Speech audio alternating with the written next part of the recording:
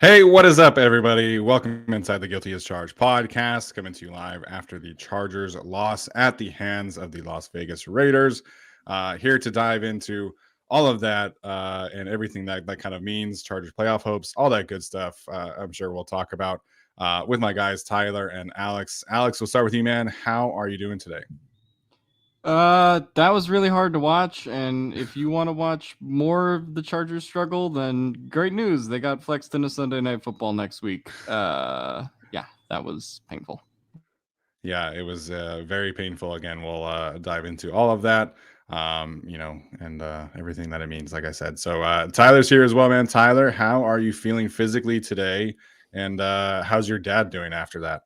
Physically, day to day, emotionally crushed. My dad is doing very well. He seems to be very happy. Emotionally, day to day as well. I think that's safe to say that that's where we're at at this point of the I season, feel like too. I'm year to year emotionally. Year to year emotionally after watching this team. So, like I said, obviously Chargers lose 27-20, come up just short, even though it didn't really ever feel that close in the second half. We'll dive into all of it. So, we'll kind of start from a general sense, like we always do, and kind of hone it into a specific sense. I think my biggest takeaway from today is that I'm ready for a new offensive coaching staff. I still think that this team will bring back Brandon Staley. I think they believe in his vision for whatever it's worth.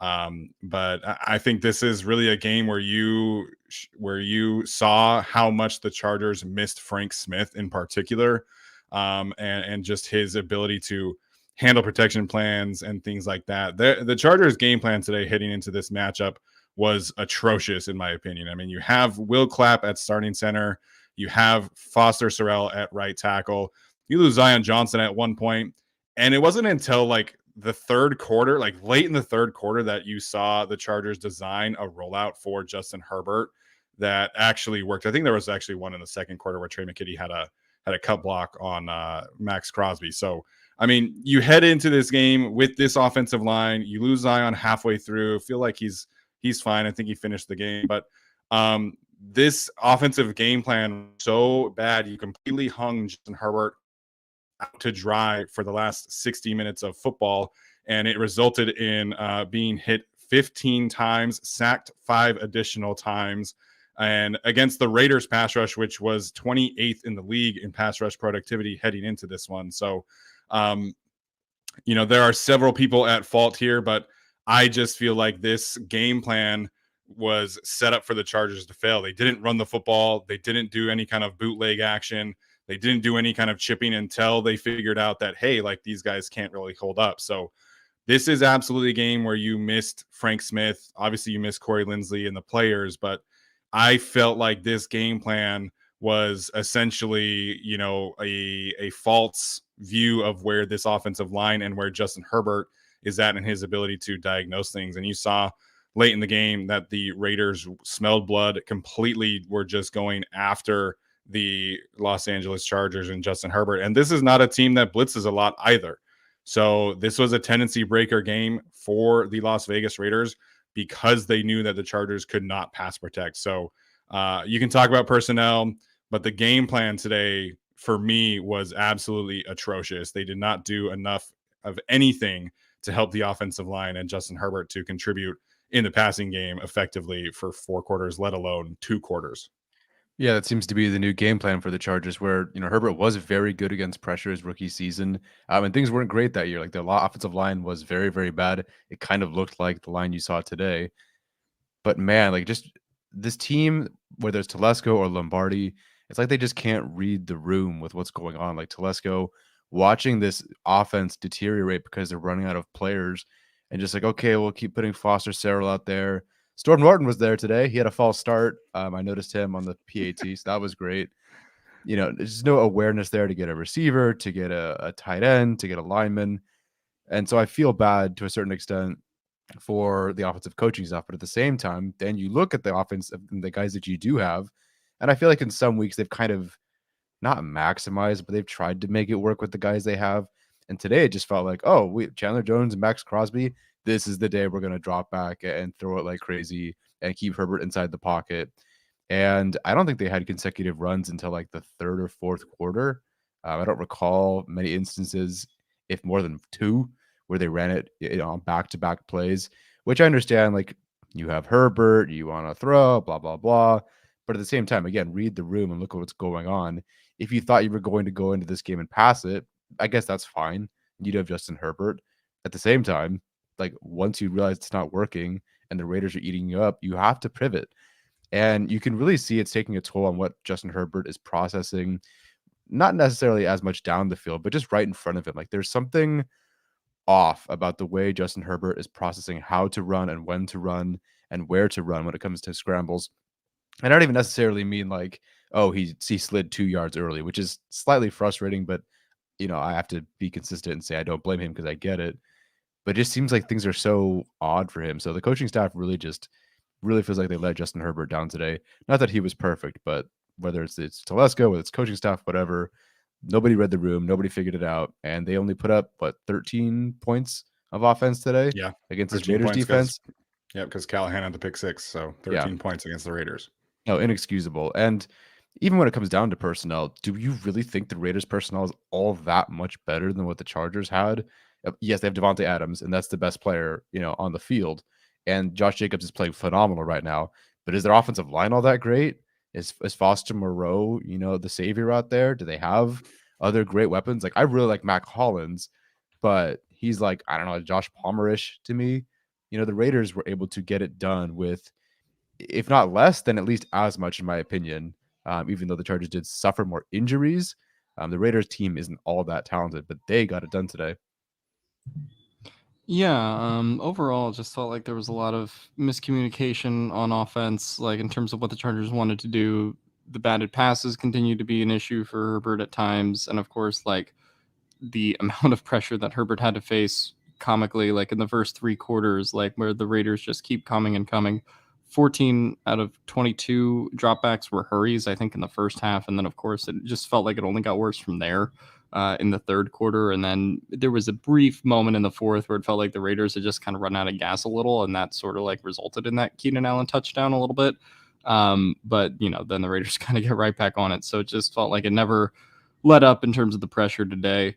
On one point there is just like, okay, we have James out there for various points of this game. We have Will Clapp. It's we're just throwing together what we can at that point, but like Steven said, or where we talked about like the 2020 offensive line, that wasn't a good offensive line. It was really bad at points. And there were players who were coming in and out of that offensive line, but the Chargers still kind of found ways around it, to sort of make, plays till the end of the season where it sort of fell apart.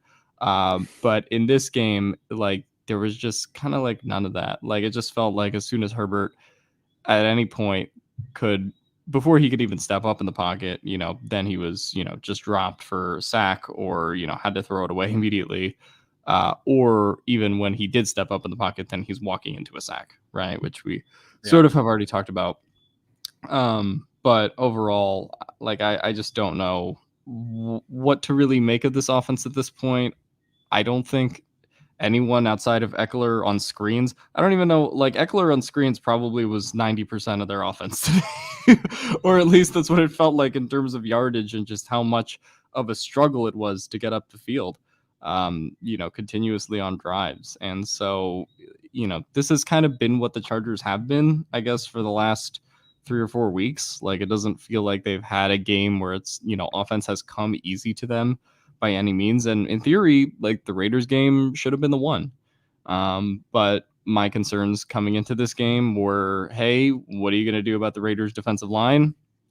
Sort of failed that assignment. And then of course, bodies start dropping on the offensive line. And then what are you going to do about Josh Jacobs? And in addition to kind of failing the Josh Jacobs test, they also failed the Devontae Adams test in a pretty horrific way. So overall, bad coaching, bad, playing. I really don't think many players stood out today. I have a hard time coming up with many studs of this game, aside from, maybe Herbert in like the fourth quarter. But outside of that, like it's a pretty hard game to really find any great overperformers for the Chargers. And like Steven said, it just felt like the game plan kind of on both sides of the ball really didn't help the Chargers players out. And then the players, I mean, like all the mistakes that were out there today were pretty bad. Yeah, I mean, in terms of studs, I'm like, we'll get to there if we have time. Obviously, there are a couple that I think deserve some love today, but it feels like very arrogant the way that the Chargers approach this game. Like they looked at the way that the Raiders have performed all season on defense and figured, okay, we're just going to run our stuff and it's going to work. And it doesn't matter if Foster Sarrell's in there. It doesn't matter if Will Clapp is in there or Brennan Hymas is in there. And you come into this game, and to me, the way you treat this game is the way that you treat the San Francisco game, where they did a lot of max protect, they did a lot of rollouts, they did RPOs, they did an emphasis on the run game, and the 49ers defense is one of the best in the league. They've had an awesome day today against the Dolphins as well. And it worked like with middling results. And I would have taken that today. I think middling results on offense probably gets you a win today against this Raiders team. But, them just going out there and just having, Justin Herbert drop back over 50 times, and 2 or 3 of them are rollouts and like 3 or 4 of them are play action stuff. It was just arrogant and it was bad coaching. And again, you have a bad offensive line. You have to adjust. And, you get 7 carries for Josh Kelly. I mean, 30 yards from Josh Kelly is nothing to write home about, but it's 4.3 yards per carry, man. And they completely went away from it in the second half. He was not featured to start the game at all either. So I have a hard time looking at the way the offense played today and feeling any kind of optimism to close the season. I mean, Keenan Allen was back today, didn't really make an impact until late in the 2-minute warning in the first half, and then late in the game in the fourth quarter when the game was essentially already over. So to me, this offensive coaching staff hung Justin Herbert out to dry today consistently, and that is why they lost. I mean, we all know what the defense is at this point. We all know that they can't stop anybody on the ground. We all know that Devontae Adams is fantastic. If the Chargers are going to win today, and if they're going to win going forward, the offense has to be, performing at least an above average level. And today they were arrogant. They were poorly coached. They did not do enough to make plays consistently or protect Justin Herbert consistently. So, there's going to be a lot of hate on Brandon Staley and the defense, but to me, this offensive coaching staff today deserves all of the blame. Yeah. And I mean, we were sort of talking about this during the week, where it just felt like, considering the Chargers offensive line and considering the adjustment that they made during that Niners game of like, hey, we're just going to considering the state of the offensive line, considering we have Sarrell out there on Bosa, like we're going to make adjustments in terms of how we call plays. And I remember, messaging with Steven earlier in the week and just being like, oh, like that feels like the game the Chargers are going to have to play if they win, or if they're going to win, and then they drop back 50 times. So it just felt so weird that previously you made this adjustment, and then with Max Crosby and Chandler Jones, you're just like, I mean, fine. Like, you will take our losses there. It's just like you can't do that in this game. Otherwise, the result is going to be what the result was, with both of them having the monster days that they did. So it just felt, like you said, arrogant of the coaching staff, and just perplexing and inconsistent in terms of how they have called games and adjusted earlier in the year in those situations where they didn't have the bodies out there, and just changing their offense to be designed to do something differently, even if it wasn't necessarily successful. Whereas this game, they just felt like they were going to beat the Raiders doing the same stuff they did in week 1. And it's just like, no, like that wasn't going to be the case today. No, even then, I'd be curious to look at the protections and how they ran that, because I felt like you saw a lot more Trey McKitty on the outside. Donald Parham wasn't playing, but I feel like they did a lot more to help out Trey Pipkins. And I don't know about Rashawn Slater, but it felt like they did more to help out. And I don't know, man. It was just rough to watch. And if they can't even protect at this point, I don't know. Next week's going to be rough. I mean, the Dolphins are going to bring it. I know they didn't play all that great today, but we know how it's going to go. So, we'll see. Yeah. I mean, the Dolphins have one of the most aggressive defensive coaches in the league. They pressure at one of the highest, or they blitz, I should say, at one of the highest rates in the league. So, if Corey Linsley is back next week, you'll probably be better, obviously, than what it was today. And obviously, we'll see what happens with Trey Pipkins. But that's the other thing too. Like, we saw Brendan Hymas had to play, if anything else had happened to the offensive line, like if Matt Filer had gotten injured today too, we would have had to see like Storm Norton at left guard or Zach Bailey at left guard. Like if Will Clapp had gotten injured, we'd see, probably Hymas play center and Storm Norton comes in and plays right guard. Like the lack of urgency at signing offensive linemen. Like again, I'm not asking you to go out there and make a trade at the deadline for like one of the better offensive linemen in the league, but like you were one injury away from having Storm Norton play guard. Guard, like not tackle, guard, a different position than the one that he already sucks at. So it's just the offensive game plan was terrible today. The roster management this week was atrocious. It's been atrocious all season long. And I understand that there are certain cap constraints. Absolutely. I understand not going out and trading for these, super expensive players. I totally understand not going out and signing like Odell Beckham Jr., for example. But continually just pivoting to practice squad players. You're making it so much harder on yourself week in and week out to protect your most valuable asset in Justin Herbert, because you are too stubborn to go make an adjustment in the way that you build this roster. So it just was frustrating to watch. I wasn't expecting this team to come in and roll the Raiders. Like everybody this week was taking the Raiders way too lightly, in my opinion. I picked the Chargers to win by 1 point. But I expected to see competent offense. Like I'm not asking for them to light up the world. I'm asking them to be competent, to protect Justin Herbert, do smart things, roll him out, run the ball. Like it just was so frustrating to watch them head into this game and just think that they could do their usual stuff and be fine in this kind of setting. Yeah, and we talked about Storm Norton. Like it just felt like all of the awkward roster decisions that the Chargers have made, in terms of their practice squad elevations and their, inactives, actives on game day, injuries, like all of it just kind of caught up to them this game, right? With the Storm Norton thing, he's been inactive. He's been, okay, we're going to also have him in the game, but also activate Sarrell. Okay, well now Norton's in a bigger spot now, and maybe he has to like be our backup swing guard. Like, so there's just been so much, from the beginning. And at one point, the Chargers this season trusted Norton to be their swing tackle. 3-4 weeks into the season, it became clear they didn't trust him to be their swing tackle, but he's still on the roster. And in this game, he functions as their swing guard because of injuries. Like, I just, that kind of thing doesn't add up to me. And then, we've talked about like the practice squad elevations, particularly when I think Keenan Allen and Mike Williams were out and we were talking about the wide receivers. But it just felt like there were a lot of conflicting decisions about, who to elevate, who not to elevate. Not so much this week, but in previous weeks, and roster management that just kind of crept up on them this week when it's like, oh, well, our entire offensive line now is decimated. And because we didn't have urgency in the offseason, and because we've made these really weird calls throughout the year in terms of what our offensive line, is and what our mentality is, moving on after, the Frank Smith era last year, it just felt like they did not have like a cohesive game plan. And certainly from an offensive line respect at all, but just really weird personnel decisions this game too. Yeah, absolutely agree there. Before we move on to the defense, I do have to say that touchdown pass to Keenan Allen was one of the best throws I have ever seen in my life. And it's a shame that was wasted, because that touchdown pass that Justin Herbert threw was insane. And obviously it's kind of an empty touchdown, but man, was that throw insane. Yeah, I mean, I got the same vibes from that throw of like the 4th and 21 to Josh Palmer, last year, where it's just like Justin Herbert makes this like really impossible throw. And, Keenan Allen kind of, comes alive at that moment.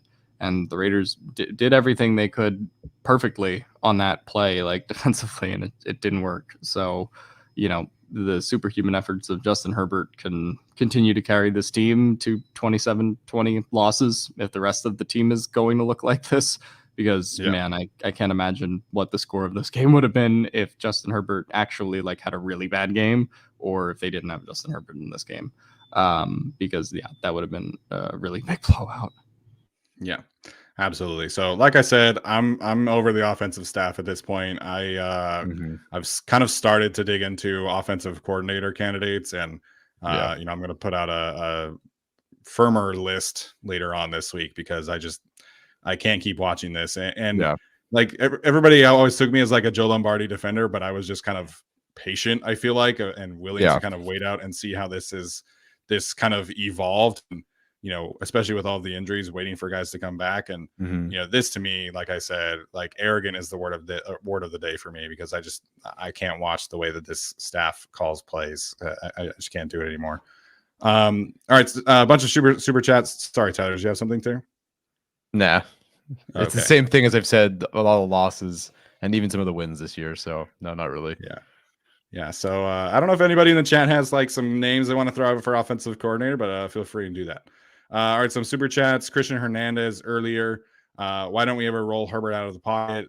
They do, just not enough. I mean, it's 2 or 3 times a game, maybe 4 if we're lucky, but it certainly is not enough. So obviously that's something that we talked about earlier. Movie fan Z, Staley has failed this team. Feel bad for Herbert. So I think we all know where Tyler kind of is at this point. Alex, your thoughts here to movie fan Z's comment and super chat about Brandon Staley failing the Chargers.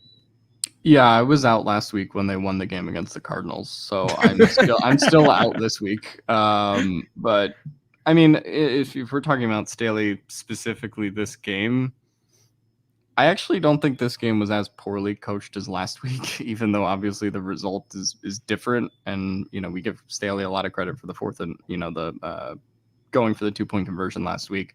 But like, this just felt like, considering, you know, what we just said about Lombardi and this offense, I didn't think this was like a terribly coached game by Brandon Staley, but more just in terms of an individual game, but just the lingering problems throughout the year that, you know, kind of continue to plague this team on third down defense, the injuries that have always caught up to them, the offense. Like, it's the same things we kind of say every week, like Tyler said. So I was kind of out on the Staley regime last week, and nothing has kind of gotten me back in. Yeah, so Staley was a little bit more aggressive today. I felt like that was a good thing to see this week. And for what it's worth, the Raiders were only 3 of 10 on third down. So really most of the Raiders' damage actually happened on first and second down. CBS had that stat early in the game where the Raiders were averaging like 8 yards a play on first down. So third down defense, weirdly not the problem this week. Great. Zach, I know, right? Improvement. Yay. Zach Pearson says, at this point, I fear the offensive staff is instilling a fear of getting hurt into Herbert. He's not escaping, and the batted passes are so odd.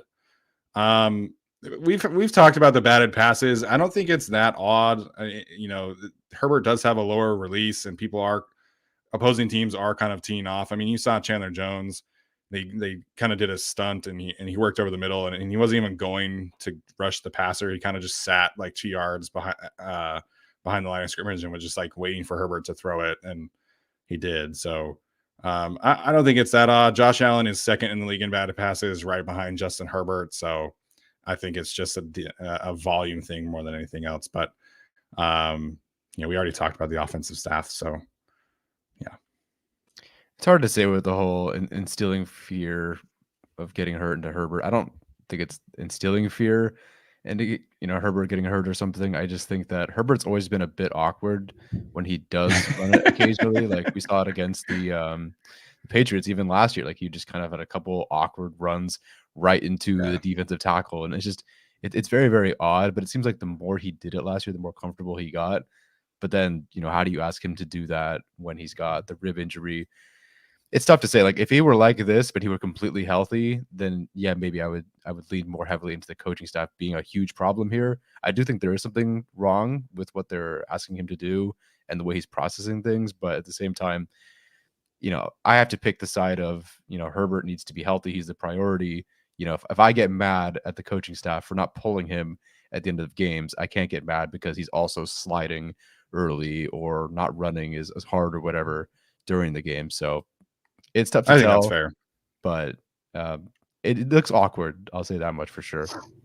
Yeah, and I will say that I need to be ideologically consistent as well. And if I spent 4 years of my life yelling at Carson Wentz to slide when he, you know, just ran into like the worst play in the world, or like tried to dive and got smashed, then I also have to give credit to Herbert for being a little bit conservative on those plays where, you don't commit like a bad turnover or, just don't, get hit on like a really bad play, which there is always potential of that. Again, there have been moments this season where I think, okay, if Herbert sees the field a little bit differently, then like, yeah, he could have dove for that first down, or like he could have, there was it I don't remember which touchdown it was or which red zone trip it was. Was it against the Chiefs where he sort of like kind of did like a sort of like he had one. run? He had one last week against the Cardinals too. Yeah, well, he sort of did like a hezzy run like near the goal line and like didn't get there. I don't remember exactly which game it was, but he's had a couple of those moments this year. The batted passes, have been there, all year long. In terms of like a culture of like fear, I don't know if the coaching staff is like instilling anything there. I do think Herbert is genuinely concerned about getting blasted when he's already had a rib injury this year, and he's had to play through that for 2 months now, roughly speaking. So at this point, I think that that's kind of just going to be what Herbert is probably for the rest of the year. A, until he gets better protection, hopefully next year, and then, B, just like until he heals up over the course of the offseason or gets some kind of new direction in terms of how the Chargers are calling plays, right? Like this is, I think, sort of unfortunately when it's going to be the batted passes thing. Like I do think that'll eventually kind of change as Herbert, really does start to get healthier. The more distance he does get away from that injury, particularly next year. But the other stuff are all factors that date back pretty closely to the injury and how the coaching staff is coaching right now. I think this has just kind of been who Justin Herbert is as a runner, at least. Like I think, Anthony Lynn and his staff really harped on Justin Herbert sliding, and that is continuing with this current staff. So sure. But I think you watch Justin Herbert run, and he's very intentional about sliding early and making sure that he does not get hit. On that first drive today, after the Chargers got the fumble, he easily could have had that first down on second down with his legs, and he slid like 3 yards early, frankly, for no reason. I felt like, again, that he could have just, walked his way to the first down. And then, of course, the Chargers ended up going for on fourth down, did not get it, and came away empty from that possession. So I think this is just who Justin Herbert is, unfortunately. And I think some of that is good, right? Like, I think it's smart that he protects himself. I'm not asking him to go full Josh Allen. Like, everybody kind of, hates that he's not full Josh Allen, but I think you hear every single week that Josh Allen's coaches would want less full Josh Allen, a little bit more sliding. So I just need like 10% of Josh Allen and Justin Herbert as a runner, and I'd be cool with it. Yeah, I mean, there's a balance between being overly cautious and overly reckless, right? 100%. And I think that there is just somewhere that Herbert eventually will have to get to in the middle of that. But like at the same time, I wouldn't mind Herbert being a little bit more conservative if it wasn't such a grind for this team to pick up, Absolutely. 3rd and 2, 4th and 2, like those kind of, small chunk plays. Stopping 1 to 3 yards short of the down marker wouldn't be that much of a problem then if it wasn't, as Tyler's nickname indicates, pulling teeth on offense sometimes. Yep. All right. Big shout out, of course, as always, to Mama Shun. Appreciate the super stickers there.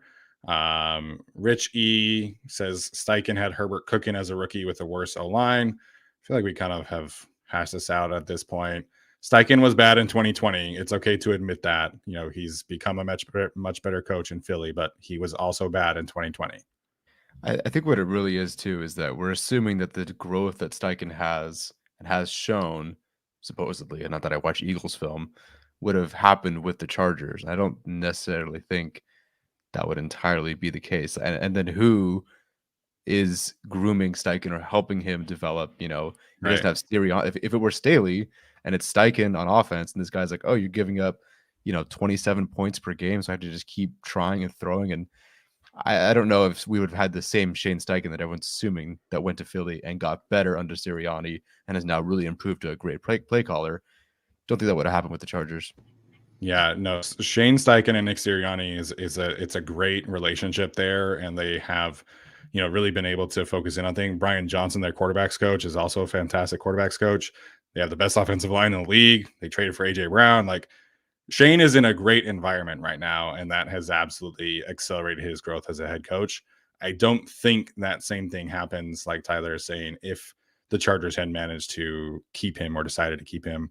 And again, like, I understand why people are upset about this, but everybody wanted this entire coaching staff gone in 2020. Everybody. We all saw the tweets. We all talked about it. We did like 4 episodes on Anthony Lynn sucks.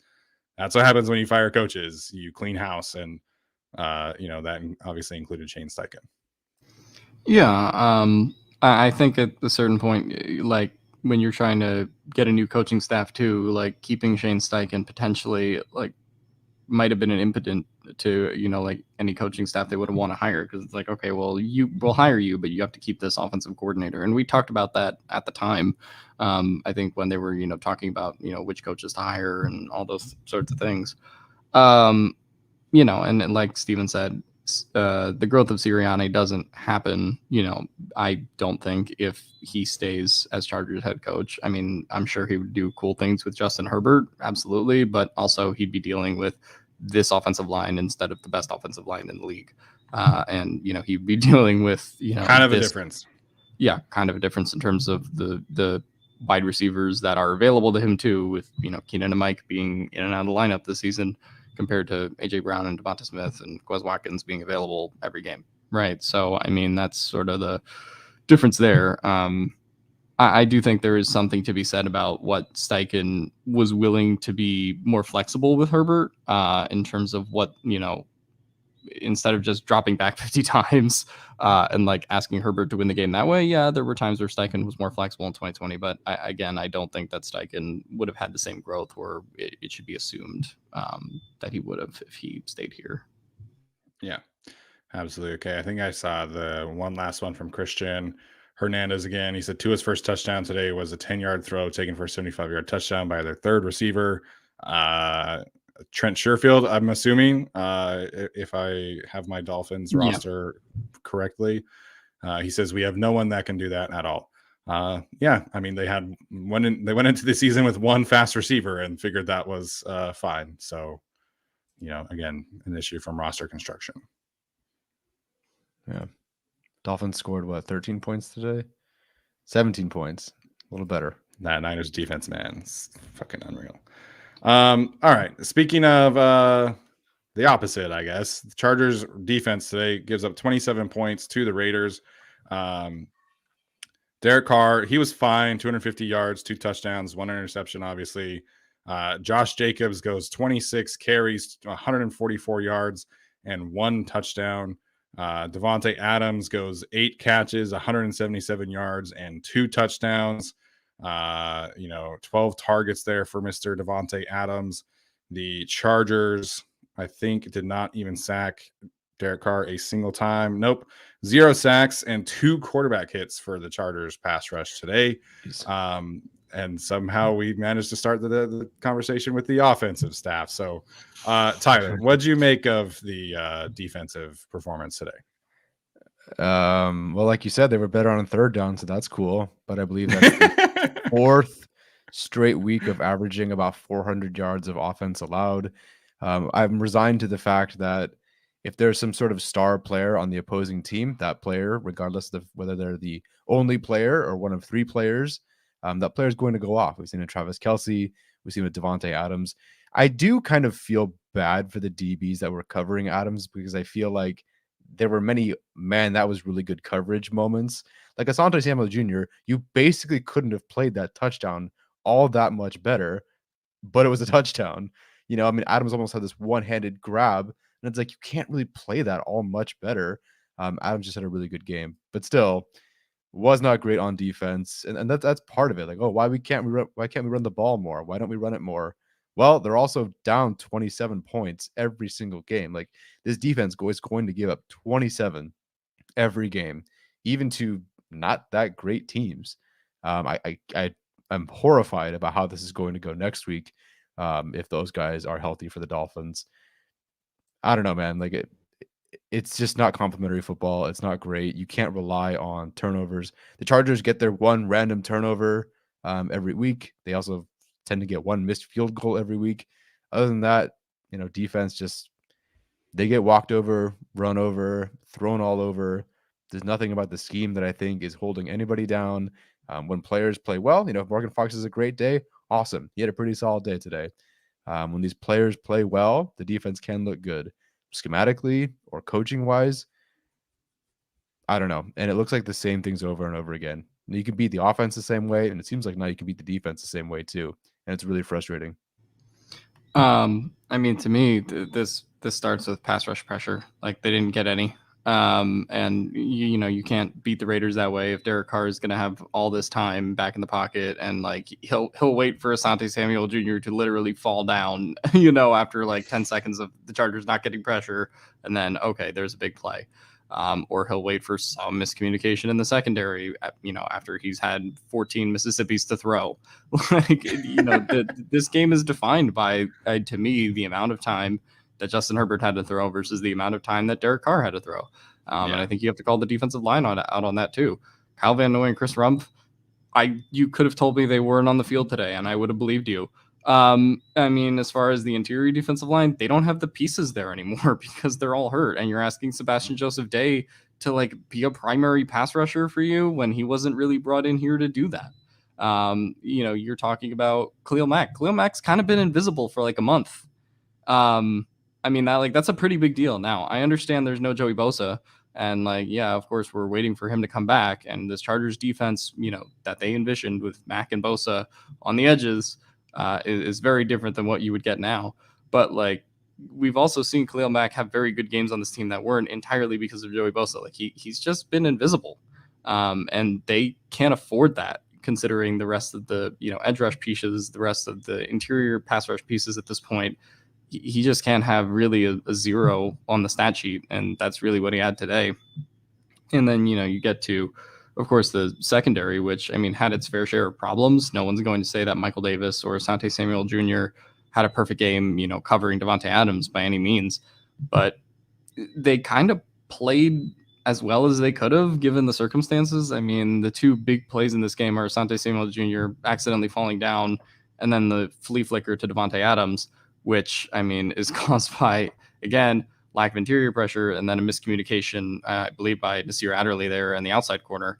So, I don't know what, Asante and Michael Davis are really supposed to do about that, per se. Absolutely, Davante Adams having a big game falls on everybody. Josh G, we can talk about the run defense, too, which is still as bad as it, ever has been. But at this point, for me, this game, when we talk about defense, it's all about the lack of pass rush. And they haven't had a pass rush that has been effectively good. They kind of had a good game against the Chiefs. But aside from that, they haven't had a pass rush that scares absolutely anyone, really, since Joey Bosa has been on the field. And to me, that's the story of the Chargers 2022 defense. And, specifically when you talk about this game, the difference between what Justin Herbert and Derek Carr had time to do, it's drastic. Yeah, I think that's a good point. And, it's a lack of pass rush for the Chargers, and it was way too much pass rush for the Raiders on the opposite side against Justin Herbert. So this pass rush, man, I mean, Morgan Fox, if we get to stud of the day, Morgan Fox is probably going to be my choice. I thought he was pretty fantastic today. But if Morgan Fox is your best pass rusher, you got problems. You cannot win football games like that. And they did some interesting things in the first half with Kyle Van Noy kind of working as a stand-up rusher, and Khalil Mack had worked as a stand-up rusher as well. But if Derwin James is not pressuring the quarterback, or Morgan Fox is not pressuring the quarterback, it's been basically non-existent for this team. And I love Khalil Mack. I'm wearing his shirt right now. I have his poster up behind me. I think he's done, for the most part, a wonderful job for what he was signed for. But I think he's kind of wearing down. I think they're asking him to do too much. It's not that he's not getting double teamed a lot. He isn't. ESPN has him as one of the least double teamed pass rushers in the league. The problem is that he can't win his one-on-ones in the same way that they needed him to. And again, you're assigning him to be the number 2 to Joey Bosa's number 1. That's fine. I think your expectations are not for him to be, one of the best pass rushers in the league, but they're frankly not getting enough out of him. And, that's, an attribute to who is around him. Nobody else is winning one-on-ones consistently, like I said, outside of Morgan Fox. But at the same time, like, we're at the point where we have not had Khalil Mack make a real impact as a pass rusher in quite some time. So, it's a mess right now. I mean, Chris Rumpf has not taken, frankly, any kind of step forward. Kyle Van Noy has not been the player that they hoped, he was going to be. Derek Tuska is playing too much and not good at all. So, people kind of got mad at me the other day when I said I was taking a pass rusher in the first round next year. And I think these are the games where you really see that they need a true number 3 pass rusher, going forward. They did not run this back with Chris Rumpf as your edge 3 next year. It's just not going to work. It's going to be the same kind of situation again next year. So you don't have any kind of pass rush, and, your inability to hit Derek Carr allows these extended drives. It allows these explosive plays to happen. And then your defense gets worn down in the fourth quarter and can't tackle Josh Jacobs. So I agree with Alex. I think this everything, all the weaknesses that the Chargers have right now is all stemming from the lack of a pass rush. Yeah. And just, we sort of talked about how the offense in their performance today really stemmed from Joe Lombardi's and the coaching staff as a whole, their failure to sort of adapt, right? It's just like, all right, well, we're going to throw Justin Herbert 50 dropbacks. In terms of the defense, we've seen Staley be like, okay, Derwin come up and blitz. We've seen Drew Tranquil get in. We didn't really see any of that today. Like, we didn't really see the Chargers have many opportunities to do that, or Michael Davis and the sack on Kyler Murray that changed the game last week. We didn't really see the Chargers do much exotic blitz packages, and partially because they, couldn't afford to at some points. But you have to manufacture pressure some way. And if that involves bringing up Derwin James, if that involves bringing up Drew Tranquil, then you have to do it instead of just relying on 3 or 4 guys to, get you pass rush pressure who, and have, data that they can't get you this pass rush pressure in their current state. So I feel like the Chargers should have tried to do something a little bit more and been a little bit more aggressive, even if it burned them deep on a couple plays, or even if it got them killed. Like, they just should have tried something, but it just feels like compared to previous games, they really didn't. Yeah, I think Tranquil and James at least had a sack. James definitely had a sack last time they played the Raiders, and it seems like they went away from that today. A little bit of a surprise there because, by all accounts, your secondary was the same. You had the same guys you've been used to the last couple of weeks. So I don't know. People are talking about trading Herbert in the chat, dude. I don't. What the hell? Get out of here. If you want them to trade Justin Herbert, stop watching the show. It's nonsense.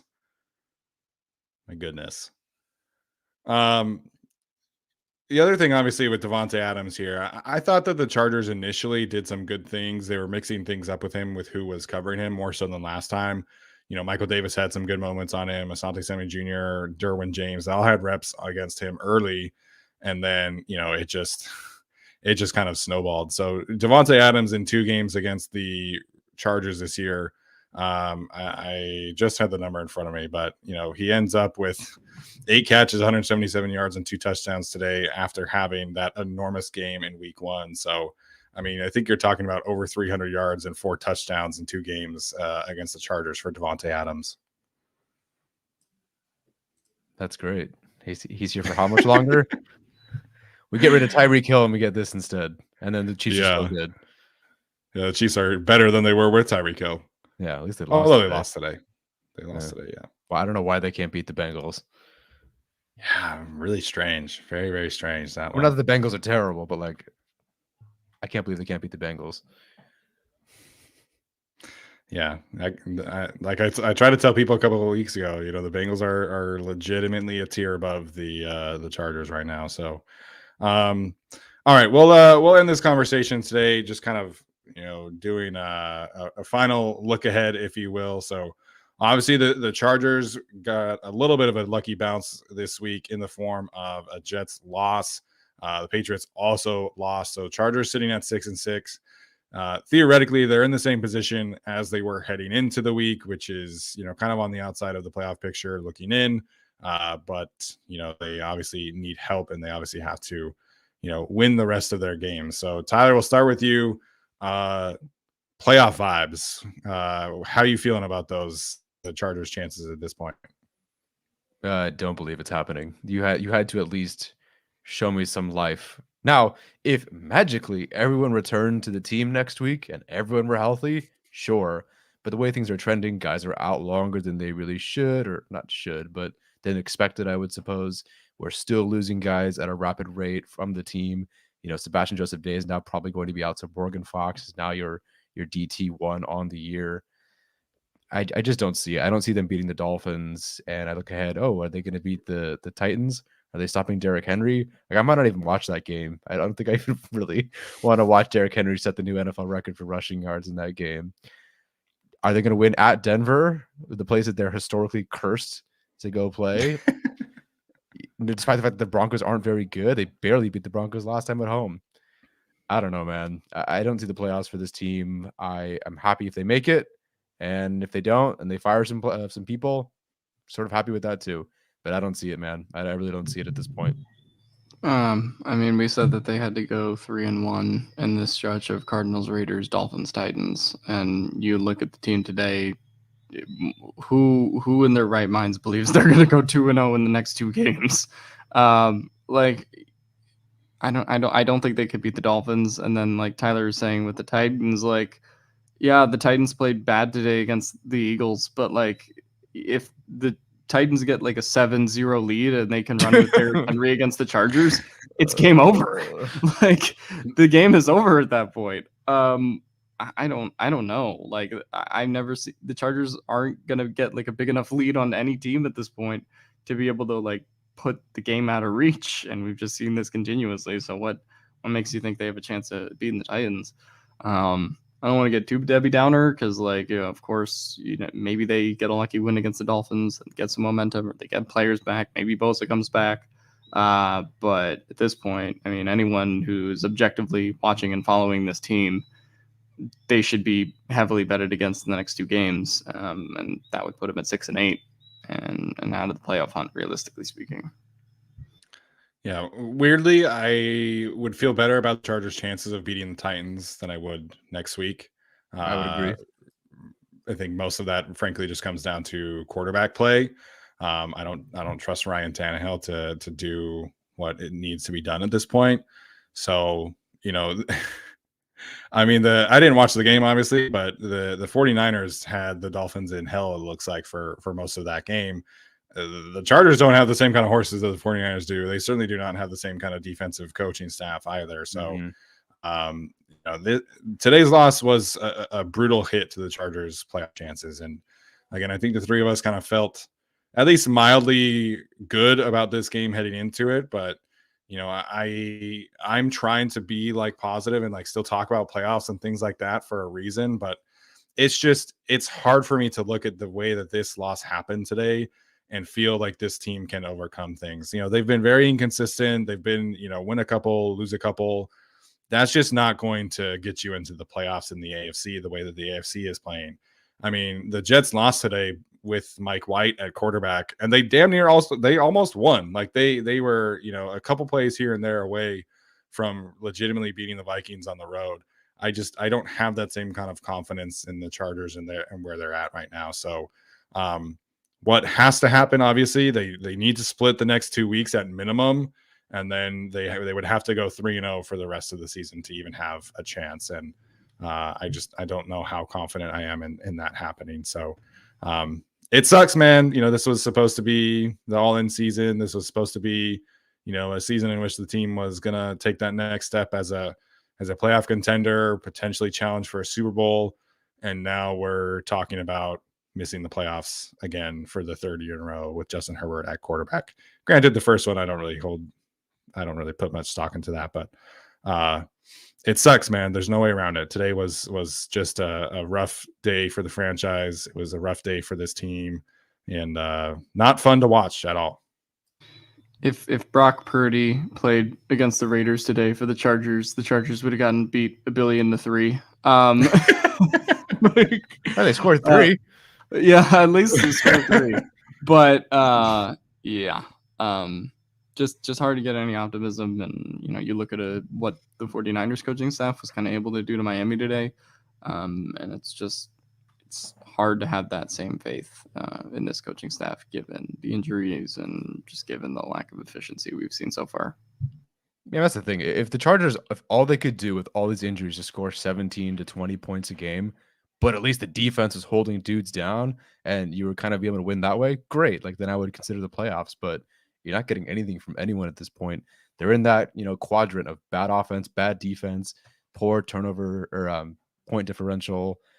There's no number that looks good for them really, except for maybe turnovers generated. And that's just so inconsistent. Special teams DVOA. Special teams DVOA, but we still can't return a kickoff to save our lives. We cannot get past the 20, and we're still taking kicks out to the 19 to 21, but whatever. The stench of the team, the stench of the offense and defense is starting to carry over to special teams though, because the carryouts and then Dicker misses a field goal, finally ending his streak. So it just unfortunate. I mean, the fake punt today was awesome. That was a cool play design of the fake punt. And then I remember the optimism I had when they did the fake punt. 45. Oh, dude, when they did the fake punt, I was like, hell yeah, this is gonna be a good day. And then it wasn't. It was the opposite. Aggressive Staley is back. Oh man, it just I hate that we're at this. Is that officially a Staley call, or can Ficken dial that up? I think Ficken obviously like he designs the play, but I think Staley would have to sign off on hey, like if you have this look, we can go for it. So a little bit of both, I think. I'll just give it to Ficken. He deserves it. Yeah, I think he's the one who has to design it. He's the one who has to coach his guys to execute it. Yeah. So, I love Ryan Ficken. Regardless of what happens in the offseason, Ryan Ficken has to come back on this coaching staff or I'm going to be so upset. We finally get adequate above average special teams. And if they let Ryan Ficken walk, I'm going to be pissed. How do you feel about it? I agree. I'm curious what they'll do. I hope. I mean, he uprooted and moved after a long time in Minnesota to over here. So I think he was hoping for some stability. So if they offer him, I hope he stays. Yeah, I agree. So kind of sucks that we're at this point talking about offseason already, but that's how the season's been. So we of course will have everything the rest of the way covered for you guys. We'll have our Chargers and Dolphins preview later in the week. Like I said, we'll talk about some coaching changes, I'm sure at some point, but we'll cross that bridge when we get there. So Tyler, any final thoughts before we head out, man? The season has broken my heart so far. Hopefully they turn it around. I'd love it. Hey, winning is great. I'd love for them to win, but I don't know how I'm going to get excited for next year when they go all in or hire somebody. Like they did everything that we basically wanted them to do in the offseason, give or take. And this is where we're at, where Staley in his second year might not win a playoff game, where at least McCoy and Lynn won a playoff game in their first 2 years. So, I mean, I don't know, Staley man. has a way better roster. A way better roster for sure. And certainly I don't know. Broke my heart this year. Yeah, it's not been as fun as we would have hoped. Alex, any final thoughts, man? No, my face says everything. You loved the game? Yep. Alex is an embodiment of positivity and happiness right now, but it's all good. We're all feeling the same thing. So, that's going to do it for us today, guys. So, as always, appreciate everybody tuning in for the chat today. There's actually a good amount of people in here, so I was surprised at that. But as always, if you are listening to the audio version of this, please leave us a rating or review. We do really appreciate all that because it does help the show grow. So, like I said, appreciate all you guys for tuning in, and we'll see you next time.